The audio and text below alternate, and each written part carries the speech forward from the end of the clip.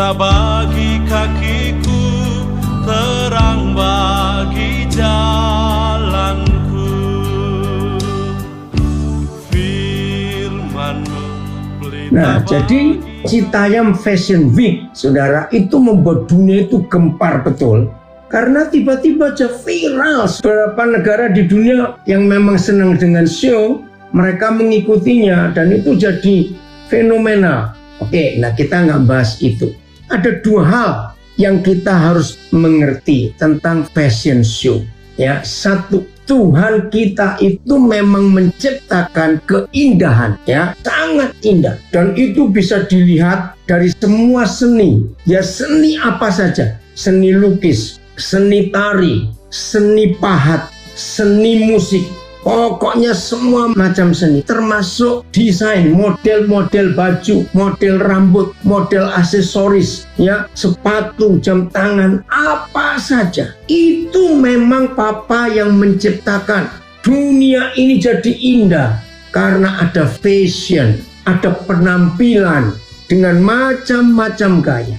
Nah, kita nggak usah membahas si kunyuk itu selalu ikut-ikut. Nah, jadi ketika kami keluar dari pedalaman, tiba-tiba dengar kabar setelah 5 hari kami di dalam, gak dengar berita apa-apa. Jadi waktu kami di pedalaman Kalimantan Utara, Kecamatan Krayan itu, sampai ada yang ngomong, jadi misalnya tiba-tiba di Indonesia ini ada pergantian presiden, ada ini, ada itu, kami itu gak dengar apa-apa. Karena gak bisa lihat TV juga, gak bisa dengar berita lewat HP karena gak ada internet. Maka itu tentang Citayam kami pun nggak tahu beritanya. Begitu kami keluar hari Senin, wah, kami bisa buka HP lagi, internetnya nyambung, wah, berita itu masuk. Nah, saya ikut sedih. Kenapa ini kok ditutup ya oleh pemerintah DKI? Terlepas daripada ekses yang terjadi, terlepas daripada itu. Tapi ini kesempatan anak-anak muda itu tampil. Nah, dalam hal ini mulai dari keluarga. Papa mama beri kesempatan. Dengar ya, beri kesempatan. Anak-anak kita di rumah itu bisa mengembangkan kreativitas mereka. Saya ulangi lagi. Beri kesempatan anak-anak kita di rumah sejak masih kecil untuk mengembangkan kreativitasnya. Bagi beberapa saudara yang belum tahu, Menteri Pendidikan kita, Bapak Nadiem Makarim, mengeluarkan sebuah istilah yang sangat indah, Merdeka Belajar. Nah, tolong yang belum tahu, cari tahu. Saya nggak bisa jelaskan lewat Zoom ini, karena terlalu panjang nanti. Ketika Menteri Pendidikan kita, Bapak Nadiem Makarim, mengeluarkan sebuah keputusan, harusnya semua sistem persekolahan dan pendidikan di Indonesia itu menggunakan sistem Merdeka Belajar. Maka sistem pendidikan di Indonesia mengalami revolusi yang besar, Merdeka Belajar. Jadi anak-anak kurikulum merdeka. Jadi anak-anak kita nanti tidak akan dipaksa jurusan IPA, jurusan IPS, jurusan ini enggak. Guru-guru mengalami perubahan. Dan saudara tahu, itu ada di Alkitab. Bahkan Menteri Pendidikan kita berkata waktu ada acara di GCC ya, di Jakarta, dan itu viral. Oh, saya viralkan juga. Begini kata Menteri kita, para profesor, para rekan dosen, doktor, ya, S1 semuanya. Ternyata ilmu kita sebagai pendidik tidak akan bisa diakui sebagai pendidik kalau kita tidak bisa mengajar di pendidikan usia dini. Wah, itu keren sekali. Jadi seorang pengajar mau gelarnya S3 lalu di atasnya ada apalagi sampai profesor, harus mampu bertemu dengan anak-anak kecil usia dini di bawah 5 tahun. Waktu saya mendengar pidato itu dari Menteri Pendidikan kita, langsung saya viralkan ke semua pendidik yang saya kenal. Otomatis dengan kelompok kami anak-anak saya di Papua. Kenapa? Karena Tuhan Yesus berkata, belajarlah kepada anak kecil. Menteri kita ini luar biasa. Ya, ini ada yang menulis. Terima kasih. Saya bacakan ya. Kurikulum Merdeka adalah kurikulum yang bertujuan untuk mengasah minat dan bakat anak sejak dini dengan berfokus pada materi esensial, pengembangan karakter, dan kompetensi peserta didik. Kurikulum Merdeka sudah diuji, dicoba di 2.500 sekolah penggerak. Tidak hanya di sekolah penggerak, kurikulum ini juga diluncurkan di sekolah lainnya. Menurut data Kemdikbudristek, sampai saat ini telah ada sebanyak 143.265 sekolah yang sudah menggunakan kurikulum Merdeka. Jumlah ini akan terus meningkat seiring mulai diberlakukannya kurikulum Merdeka pada tahun ajaran 2022-2023 di jenjang TK, SD, SMP, hingga SMA. Saudara, kita harus bersyukur di bawah kepemimpinan Presiden Joko Widodo, perekonomian Indonesia menjadi negara kelima, ranking 5 terbesar perekonomiannya di bawah Tiongkok, Amerika, Jepang, India, baru Indonesia. Hebat sekali. Keuntungan Indonesia pertama sejak merdeka 77 tahun yang lalu. Kuartal pertama tahun ini, neraca perdagangan kita surplus sekian banyak triliun. Nah, sekarang kurikulum Merdeka ini, terima kasih Tuhan, memberikan hikmat kepada Menteri Pendidikan kita. Ya, Menteri Keuangan kita juga terbaik di dunia, Ibu Sri Mulyani. Nah, Citayam Fashion Week itu adalah salah satu bentuk bagaimana anak-anak muda mengekspresikan kreativitasnya luar biasa. Nah, sekarang kita nggak bicara itu. Saudara percaya nggak? Surga juga punya fashion, ya. Surga itu punya fashion, surga itu punya bentuk kreativitas yang tidak dimiliki oleh kelompok apapun juga. Nah, kalau saudara pernah ingat istilah bintang film, movie star, bintang, ya ternyata Alkitab mengajarkan itu. Mari kita buka Daniel pasal yang ke-12 ayat yang ketiga. Daniel 12 ayat 3. Dan orang-orang bijaksana, itulah gereja, itulah murid Yesus, akan bercahaya seperti cahaya cakrawala, dan yang telah menuntun banyak orang kepada kebenaran, seperti bintang-bintang tetap untuk selama-lamanya. Bintang-bintang, itulah saudara dan itulah saya. Berarti Tuhan Bapa kita di surga sangat menginginkan kita itu menjadi stars, menjadi bintang. Dan bintang-bintang ini luar biasa menuntun orang, banyak loh, bukan cuma 1-2 orang, kepada kebenaran. Sambil saya nguraikan ini, tolong bantu saya di dalam kitab Filipi, saya lupa di pasal 3 atau pasal 2. Paulus menulis, biarlah kita menjadi bintang-bintang di angkatan yang bengkok ini. Coba bantu saya cari ayat itu. Saya teruskan. Saudara, selama berapa dekade, ya, ini saya bicara secara umum dulu. Selama berapa dekade, lebih dari 6 dekade, Hollywood, kalau mendengar kata Hollywood, wah, disitulah pengaruh Amerika dari Hollywood, California. Jadi Hollywood ini selama lebih 6 dekade mewarnai, mempengaruhi dunia. Maka itu apa saja yang dikeluarkan oleh produksi film-film Hollywood, langsung dunia ngikut. Nah, berapa kira-kira hampir 2 dekade ini Hollywood punya saingan. Saingannya Bollywood dari India. Oke? Nah, nggak lama setelah itu muncul K-pop dari Korea. Bintang-bintang itu percaya, anak-anak muda itu muncul.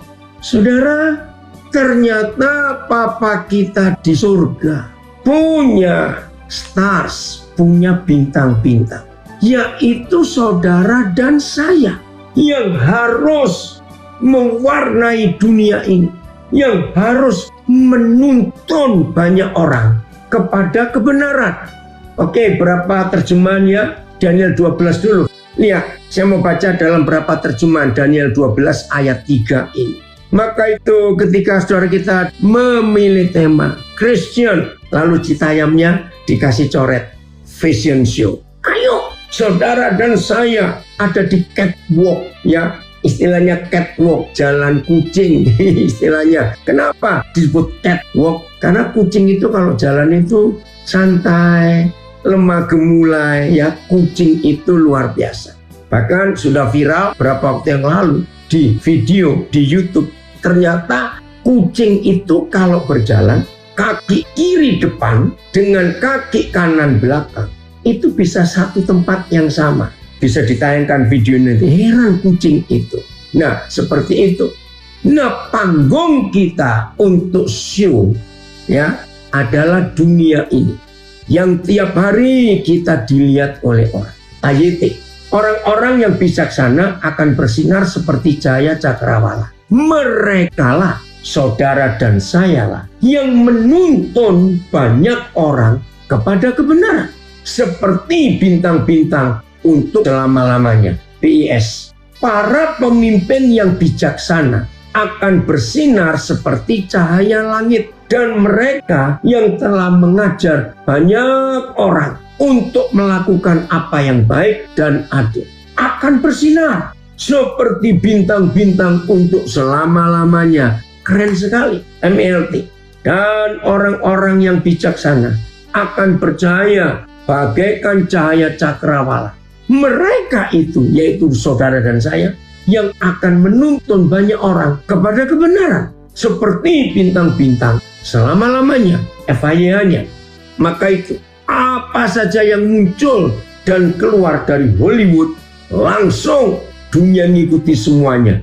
Karena mereka adalah bintang-bintang, movie star, bintang film yang begitu hebat pengaruh dampaknya kepada dunia ini. Terus FYI, dan orang-orang yang bijaksana, yaitu umat Tuhan, akan percaya seperti cahaya matahari dan akan membawa banyak orang lain kepada kebenaran. Mereka, saudara dan saya, akan bersinar-sinar seperti bintang untuk selama-lamanya. Nah, kalau kita membaca ayat ini, jadi saudara dan saya ini sedang dipamerkan, ya, sedang dibuat show, fashion show oleh Bapa di surga, ditampilkan kepada dunia, bukan lewat pakaian kita, bukan lewat gaya rambut kita, bukan lewat gaya celana, gaya baju, gaya sepatu, tas, jam tangan, tidak. Tapi fashion show yang Papa sedang tampilkan lewat gerejanya, yaitu hidup saudara dan hidup saya, adalah fashion show dari karakter Tuhan Yesus. Catat itu. Dan karakter Tuhan Yesus sangat sederhana untuk kita ketahui. Dibagi dalam 3 hal besar. Ini fashion show Kristen yang dunia harus lihat, ya. Ada 3 hal besar. Dan di dalam 3 hal besar ini tercatat semuanya satu. Ayo kita tampilkan kepada dunia fashion show pengampunan. Karena nggak ada yang lain yang mengajarkan pengampunan kecuali Tuhan Yesus. Pengampunan itu luar biasa. Maka itu dunia membutuhkan ini. Contoh, kalau Hollywood, K-pop bisa mewarnai dunia dengan penampilan-penampilan mereka, gaya mereka semuanya. Citayam, wah, bisa mendunia. Ya, harusnya pemerintah memberi wadah. Kalau Citayam nggak bisa, memang ganggu lalu lintas semuanya. Tapi ada cara yang lain. Sediakan panggung untuk anak-anak itu. Kita perlu glowing in the dark. Ya, kita perlu menjadi cahaya dalam kegelapan. Betul. Jadi nomor 1, show-nya, fashion show kita adalah pengampunan. Nomor 2 adalah kasih.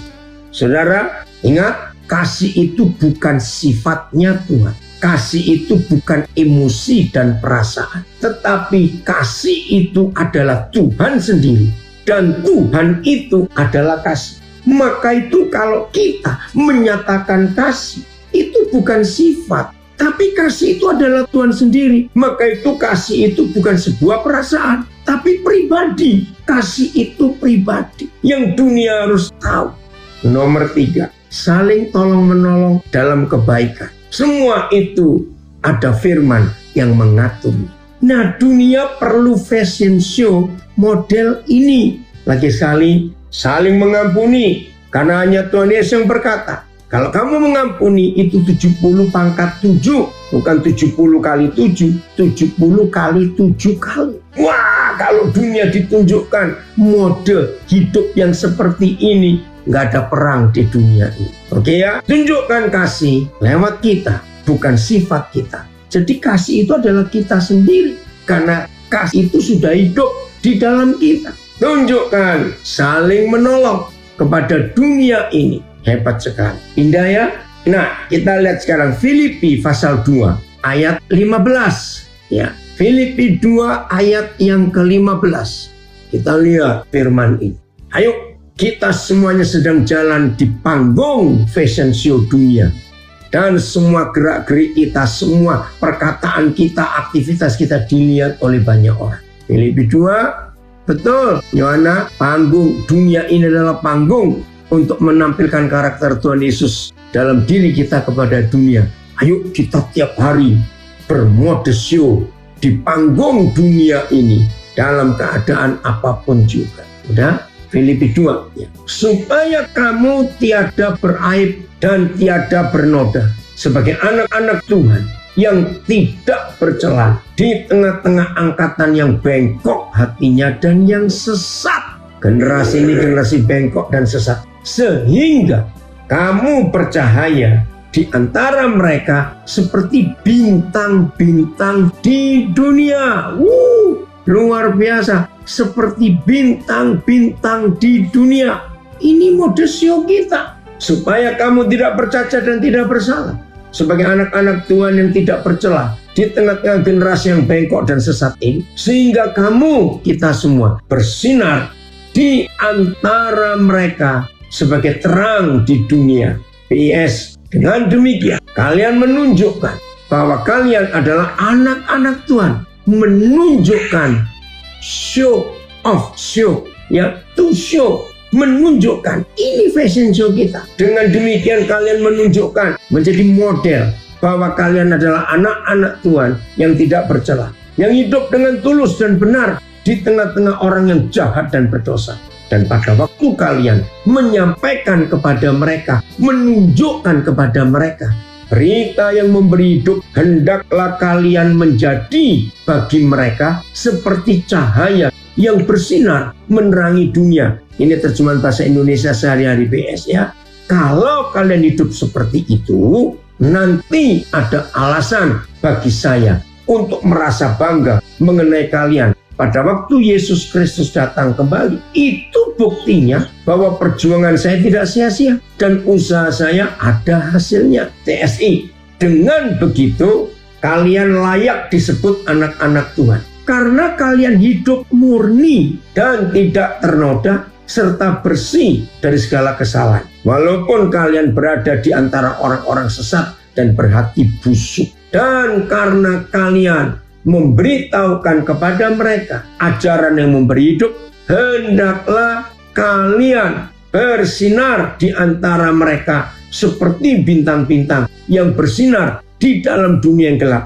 Dengan demikian, saya akan sangat bersuka cita waktu Kristus datang kembali, karena akan terbukti bahwa usaha dan perjuangan saya tidak sia-sia. FYI, jadi saudara, rasa enggak betapa rindunya Bapa di surga, Tuhan Yesus dan Roh Kudus memamerkan kita, ya, memamerkan di panggung dunia ini tentang siapa kita, supaya dunia tahu, supaya tidak seorang pun dapat menyalahkan saudara sebagai anak-anak Tuhan di dalam dunia yang gelap yang penuh dengan manusia yang jahat dan keras kepala.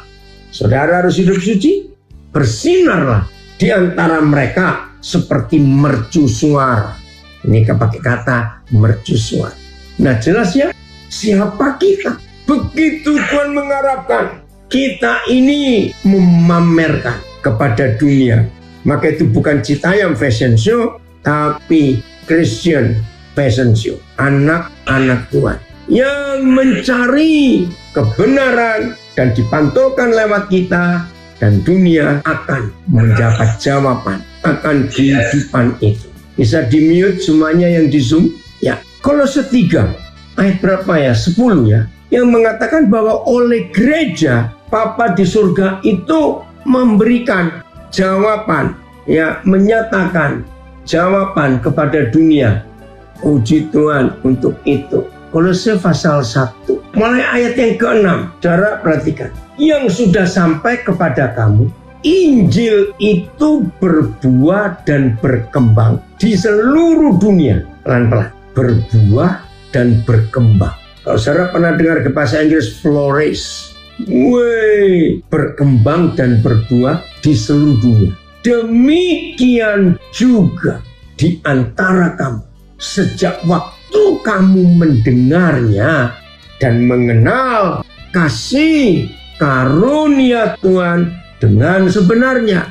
Bersyukur kepada Tuhan untuk itu. Nah, bagaimana kebenaran yang sudah masuk ke hidup kita, dan kebenaran itu berkembang dan berbuah. Wih, luar biasa bukan? Ini kan dipamerkan oleh Bapa di surga kepada dunia. Dan memang begitu cara Tuhan untuk menunjukkan kepada dunia ini. Oke, ya, Daniel 12 ayat 3 ya. Saya baca the message. When men and women, laki-laki dan perempuan, who have lived wisely and well, laki, perempuan, anak-anak Tuhan ini hidup dengan bijaksana dan baik, will shine brilliantly. Akan bersinar dengan terang sekali. Like the cloudless, seperti langit yang gak ada awannya. Star-strewn night skies. Yaitu dipenuhi bintang-bintang yang memenuhi langit malam jadi terang. And those who put others on the right path to live will glow like stars forever. Dan akan menuntun orang di tengah kegelapan malam itu menemukan the right path, jalan yang benar. Karena cahaya bintang-bintang di tengah kegelapan malam itu. Terus Filipi 2:15, the message. Go out into the world uncorrupted. Ayo kamu keluar, ya, menjadi terang di dunia supaya enggak ada lagi kerusakan. A breath of fresh air in this squalid and polluted society. Sehingga saudara dan saya menjadi udara yang fresh, udara yang segar di tengah-tengah komunitas yang rusak, kotor, dan terpolusi. Provide people with a glimpse of good living. Sediakan, limpahkan kepada masyarakat, kepada komunitas, ya, yang kacau ini dengan menunjukkan dari kita bagaimana hidup yang benar dari hidup Tuhan kita. Carry the light-giving message into the night. Jadilah pembawa-pembawa berita terang di tengah kegelapan malam. Kalau 1:6 tadi, it is the same all over the world. Sama untuk semua hal yang ada di dunia. The message bears fruit and gets larger and stronger. Bagaimana berita Injil itu berbuah, menjadi besar, dan menjadi kuat. Terima kasih. Just as it has in you. Dan itu sudah ada di dalam kita. From the very first day you heard and recognized the truth of what God is doing. Sejak hari pertama saudara dan saya mendengar berita kebenaran yang Tuhan sudah kerjakan. You are been hungry for more. Karena kita merasa haus dan lapar lebih lagi untuk meneruskan kebenaran itu. Ini yang dunia tunggu. Saudara dan saya akan dipamerkan kepada dunia supaya seluruh dunia bisa melihat show, fashion show surgawi itu. Keren ya Papa di surga untuk semua hal itu. Nah, di tengah-tengah Citayam Fashion Show ada tulisan, saya nggak kenal siapa yang menulis itu, tapi saya menangis waktu membaca tulisan itu. Dan di beberapa grup yang saya gabung, saya berikan komen ya kepada grup itu ya untuk kita menjadi jawaban. Ntar ya dengerin, seorang anak muda ya cewek jadi terkenal ya. Ntar saya mau baca tulisan ini. Saya dapat itu 3 hari yang lalu. Tulisan yang bagus sekali. Saya nggak kenal siapa yang nulis itu. Jadi jeritan seorang anak muda, seorang gadis, cantik sebetulnya. Cuma dia ditolak. Nah, dia ingin punya rumah di SCBD itu. Ya, dia ingin punya rumah. Maka itu dia lari ke situ untuk diterima oleh orang-orang di sekitarnya. Ketika mereka ya melihat anak-anak itu. Begini, dari semua unggahan tentang anak-anak Citayam, ini yang paling menyentuh dan berempati ya. Mencari rumah di SCBD, Nur Hafsah. Nah, saya nggak tahu siapa ini. Hiruk pikuk Citayam Fashion Week masih jauh dari redah. Bukan hanya politisi numpang elektabilitas nampang di sana, bahkan sepasang artis serakah mematenkan nama Citayam Fashion Week menjadi hak milik intelektualnya. Sungguh tak bermuka. Nah, jadi ini ada yang ribut urusan mereka. Terlepas dari para pengejar voter dan pemburu cuan, gemuruh Citayam Fashion Week dan SCBD selalu menarik saya pada kisah JJ. Nah, bukan kisah baru, sudah banyak bertebaran di media online, tetapi beberapa penuturannya tentang detail peristiwa yang ia alami seperti menghantam saya lagi tentang realita betapa anak-anak, terlebih perempuan, tidak bisa aman bahkan ketika di rumah berkulit bersih. Maaf, saya baca apa adanya tulisan ini. Dalam tanda kurung sampai ke ketek-ketek. Maaf, bersih. JJ memang beda dengan Kurma yang suka dipecandai sebagai kurang mandi atau bonge, bocah bojong gede dengan rambut stop on you. Body JJ juga asoy. Jadi kegemarannya memamerkan tali kolor tidak bikin sakit mata. Oke. Teman cowok JJ menyebutnya sasinem, artinya sana sini nempel. Dan kalau melihat video dia dengan pacar-pacarnya sih kelihatannya begitu. JJ menampilkan dirinya lenjeh, manja-manja agresif, dengan suara melengking, kolokan sekaligus galak. Kesan berbeda justru muncul ketika dia bicara di beberapa podcast. Gaya bicaranya tenang, teratur, tata bahasanya rapi, bahasa Inggrisnya tidak ngasal. Mengingat umurnya baru 16 tahun dan sekolahnya sampai kelas 2 SMP, ini agak luar biasa sih. Pada sebuah kesempatan, JJ malah dengan sabar makan lauk ayam menggunakan garpu dan sendok. Sementara pemilik acara sudah tidak tahan dengan ayam yang loncat ke sana kemari, sehingga memilih main comot saja makan pakai tangan.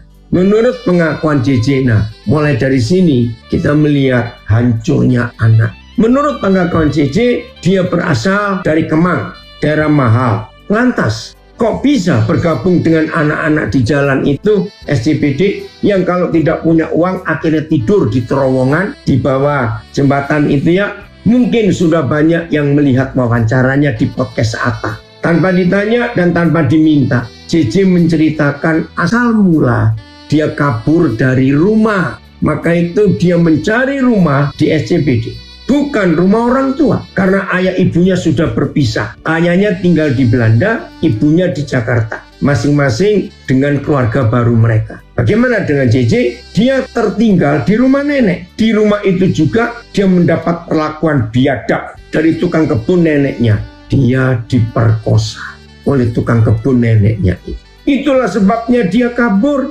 tidur di bawah rel kereta Tanah Abang, numpang di rumah teman, di rumah pacar, atau keleleran di Sudirman, Jakarta maksud. Papa mama kamu tahu? Tanya si pewawancara. Semua orang rumah sudah tahu tentang si pemerkosa tukang kebun biadab. Orangnya dipecat? Enggak. Mama sama nenek aku dulu itu punya pemikiran kayak kamu bukan korban, disalahkan malah. Setelah diperkosa, anak gadis kecil ini malah disalahkan. Kamu itu bukan korban, kamu sendiri yang mengundang. Maksudnya dengan penampilan anak ini cari perhatian. Ampuni Tuhan. Emang pakaian aku suka terbuka ya kak? Kalau di rumah pakai celana pendek, kaosan. Jadi dikiranya aku yang mengikat dan mengundang si biadab itu untuk melakukan itu. Atta pewawancara yang baru punya anak perempuan meringis mendengar penuturan JJ. Masih dengan suara lembut, tersendak tapi tertata, JJ mengeluarkan pembelaan diri. Tapi sebetulnya bagi aku sendiri nggak kayak begitu kok maksud. Atta kebingungan, tidak tahu bagaimana harus bereaksi. Pengakuan JJ memang tidak disangka-sangka dan dia menuturkannya dengan tenang tanpa emosi meledak. Saya yang nonton juga kebingungan. Seringan itukah? Melihat penuturannya yang runut juga detail waktu, sulit menuduhnya mengada-ngada. Satu jawaban atas pertanyaan Atta mengunci kecurigaan bahwa dia hanya mengarang-arang. Waktu akhirnya aku pulang, lalu cerita kejadian itu sama nenekku. Dia nangis. Atta bertanya, terus habis nenek kamu tahu apa reaksi nenekmu? Akhirnya ditanya ke orang yang ngelakuin. Orangnya ngakuin? Iya. Atta pun terhenyak. Jadi sebetulnya kasus itu terang benderang, tidak ada penyangkalan. Tapi kok ia bisa tidak ada yang memperkarakan? Bahkan sang nenek yang menjadi wali, juga ibunya malah menganggap hal itu wajar terjadi. Gara-gara cara berpakaian JJ tetap disalahkan anak itu. JJ menolak seandainya ada yang mau membantu mengkasuskan peristiwa tersebut. Dia bahkan mencegah keluarga ayahnya yang hendak melabrak. Baginya yang lalu biarlah berlalu. Jadi pembelajaran saja. Sekarang buka lembaran baru. Dunia berputar kembali seperti biasa. Ibunya dengan bayi yang baru lahir. Ayahnya kembali ke Belanda. Tukang kebun tetap bekerja di rumah neneknya. Hanya JJ yang terbuang melarikan diri. Dari rumah yang tidak aman. Dari ayah dan ibu yang meninggalkan. Dari nenek yang menyalahkan. Meskipun JJ sendiri menolak menyalahkan neneknya. Bagi dia, peristiwa itu terjadi karena dirinya dan nafsu si pelaku. JJ memilih jalanan. Kamu gak takut dia apa-apain di jalanan? Aku dulu itu mikirnya, gua udah kotor. Kalau ada orang yang jahatin gua terus ngotorin gua lagi, ya udah. Sampai di sini hati saya hancur. Kasihan JJ. Sumpah, Atta menulis. Sumpah, nangis hatiku di situ. Kasihan sekali anak perempuan ini. Sudahlah, dia dituduh mengundang dan mengikat nafsu laki-laki. Lalu dia pula yang dianggap kotor. Semua argumentasi melawan pelaku pelecehan tumpah di kepala saya. Deras seperti hujan badai. Tapi terasa sunyi. Sudah tidak bersuara lagi. Seperti pesawat TV yang di-mute. Saya hanya terdiam mendengar penuturan JJ. Anak yang lahir ke dunia karena keinginan orang tua. Tanpa ia sendiri meminta. Tapi ketika orang tua bercerai, justru dia yang ditinggalkan. Ketika manusia berjiwa iblis menjahatinya di usia sangat belia, justru dia yang disalahkan. Saya greget dengan orang-orang yang menganggap bikin anak itu kayak prestasi. Giliran mengasuh, membimbing, menjaga nggak becus, pada kabur dari tanggung jawab. Ya gak heran kalau anak-anak juga kabur dari rumah dan lari ke jalanan. Mereka berusaha menemukan keluarga sendiri, membangun rumah sendiri, tidur beratap langit, menyambung hidup dari hari ke hari. Atta bertanya lanjut, kamu gak diusir sama petugas? Tanya Torik. Kita sudah CS-an bang sama satpamnya. Kasihan. Mantap, Starling gratis. Tahu kata Starling? Tarbak keliling, itu penjual kopi yang pakai sepeda dan bawa termos air panas kemana-mana. Satpam CS-an, Sudirman pride, kebanggaannya. Entah kalau SCBD ini bubar, jadi kalau Citayam Fashion Week itu nggak ada lagi. Baik karena dibubarkan maupun karena trennya lewat, anak-anak yang kehilangan rumah akan selalu mencari keluarga yang mau menerima. Bahkan bila itu di jalanan sekali. Berapa saat setelah saya membaca ini, saya terdiam sejenak. Jadi Citayam Fashion Week itu ternyata bisa menjadi rumah buat banyak anak yang tertolak dari rumahnya sendiri. Maka itu kalau kita sebagai murid-murid Tuhan Yesus, ini fakta yang ada. Betapa dunia membutuhkan ini. Ayo mulai hari ini, tunjukkan kepada dunia. Ayo kita jalan di catwalk dunia ini ya, sebagai orang-orang yang punya fashion. Dan kita harus tampilkan kepada dunia. Itulah pengampunan, itulah kasih, itulah kebaikan hati Tuhan. Maka itu saya juga heran kok bisa ada orang yang kirim ini kepada saya. Lalu di grup ini saudara baca, dunia membutuhkan itu. Ayo kita jadi berkat buat dunia ini. Wahyu 21 ayat 3. Ini bukti bagaimana Bapa di surga itu ingin memamerkan kita gerejanya kepada dunia. Wih, hebat sekali. Wahyu 21 ayat 3.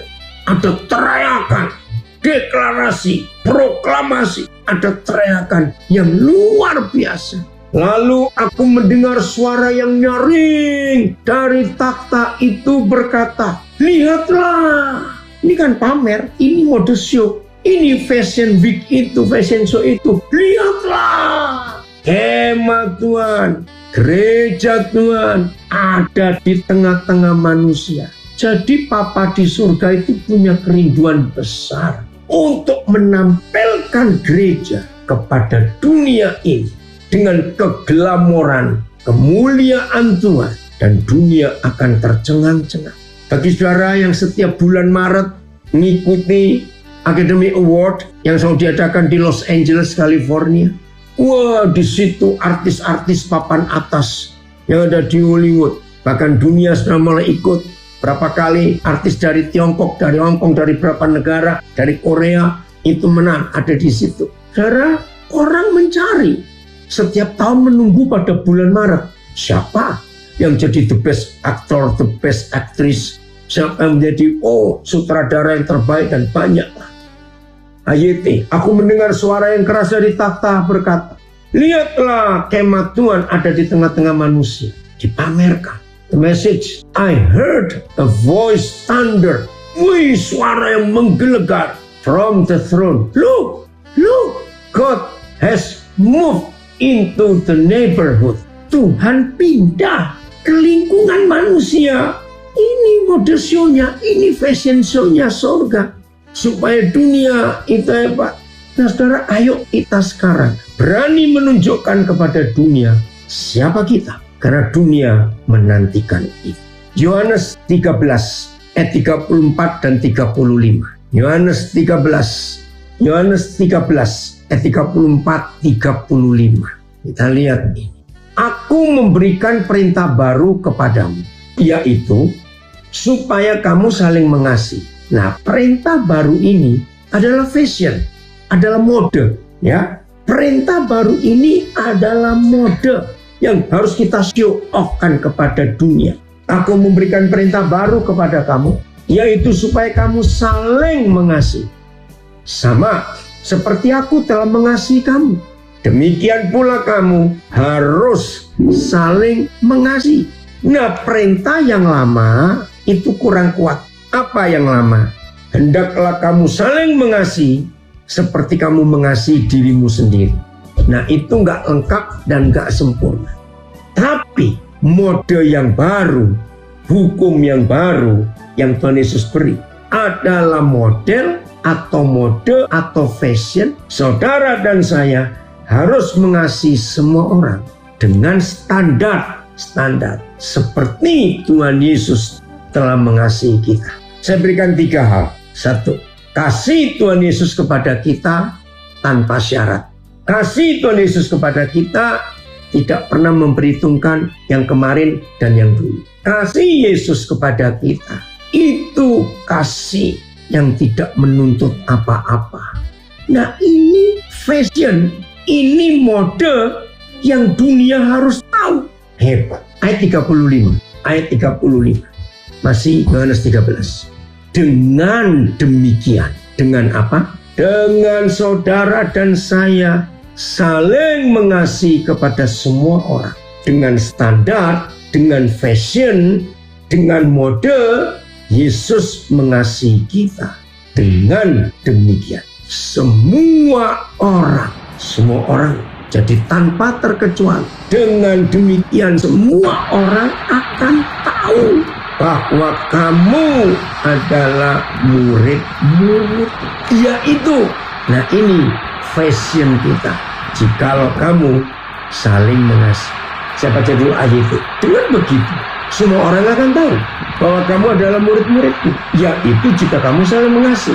Yes, Kalau kalian saling mengasihi, semua orang akan tahu bahwa kalian pengikut-pengikutku, TSI. Kalau kalian saling mengasihi, maka semua orang akan tahu bahwa kalian adalah murid-murid.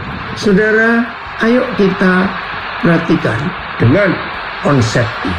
Nah, saya pakai istilah passion ya untuk mempermudah. Mengapa kalau suatu hari kita ada di tempat yang ramai, banyak orang ya, entah di pasar, di tempat keramaian, di tempat acara-acara. Maaf, ini saya cuma beri contoh. Waktu kita ikuti acara ramai itu, tahu di sebelah kiri kita ada sekelompok orang, kurang lebih 10 orang, ya. Terus kita berkata, itu orang-orang muslim gitu. Nggak lama kemudian di depan kita ada sekelompok orang lagi. Terus teman kita berkata, nah itu Buddha itu. Lalu kita lihat ke sebelah kanan, ada sekelompok orang lagi. Lalu teman yang berkata, nah itu Hindu. Ngerti nggak maksud saya? Mengapa kita bisa mengenali bahwa itu Islam, itu Buddha, itu Hindu? Nah, kalau saya pakai tema kita ini, karena masing-masing agama itu punya mode, punya fashion yang dipakai. Ya, istilahnya ya tanda-tanda, ya penampilan dari pakaian mereka. Dan itu memang ajaran di agama mereka. Harus begitu. Nah, saudara pernah tahu nggak? Di dalam identitas, patron, identitas, betul. Nah, modenya itu kelihatan. Saudara, hebat Yohanes 13 ayat 34-35 ini. Identitas kita bukan salib. Catat, tidak ada satu ayat pun yang tertulis di Alkitab bahwa fashion kita supaya dikenal oleh dunia. Harus baju warna putih, warna hijau, enggak. Harus pakai selempang ini, selempang itu, atribut. Ya, enggak. Kita kenal mereka karena atributnya. Ya, karena identitasnya, modenya, fashionnya, langsung tahu. Tapi menurut Yohanes 13 ayat 35, atribut kita, identitas kita bukan dari pakaian luar kita, tetapi dari dalam hati. Kalau saudara dan saya bisa mengasihi siapa saja, termasuk musuh-musuh kita, musuh dengan standar, dengan fashion, Yesus mengasihi saudara dan mengasihi saya. Dunia akan seperti itu. Betul, ada komen dari Nabi, mengasihi tanpa syarat membuat identitas atribut Kristus melekat pada kita dari malam dengan pakai fashion terbaru dan benar, akan jadi perhatian dan pujian tanpa ngomong banyak. Pragawati kan diam saat fashion show. Memang gak ada pragawati-pragawan waktu model show teriak-teriak atau komen, enggak. Pragawan kan diam saat fashion show supaya karyanya jadi pusat perhatian dan diam-diam dikagumi. Betul, identitas, atribut, patron, model murid Yesus bukan dari pakaian luar, tapi dari dalam hati. Terima kasih Tuhan. Jadi fashion ini yang ditunggu oleh dunia. Yang dunia harus melihat siapa kita, identitas kita, bukan karena yang lain-lain, tapi karena saling mengasihi. Wow, luar biasa. Ya, artinya kita menjadi seorang model yang menampilkan bahwa kita adalah murid Yesus. Benar. Dengan standar Yesus mengasihi, kita pun harus mengasihi. Haleluya. Ada lagi yang menambahkan? Ayo mulai hari ini semua kita menunjukkan kepada dunia. Betul, dari Siantar, kasih itu tidak mengenal merek. Betul, kasih itu adalah Tuhan sendiri. Tuhan Yesus memberkati kita semua dan jadilah orang-orang yang dipakai oleh Tuhan. Amin. Firman-Mu pelita bagi kakiku, terang bagi jalan.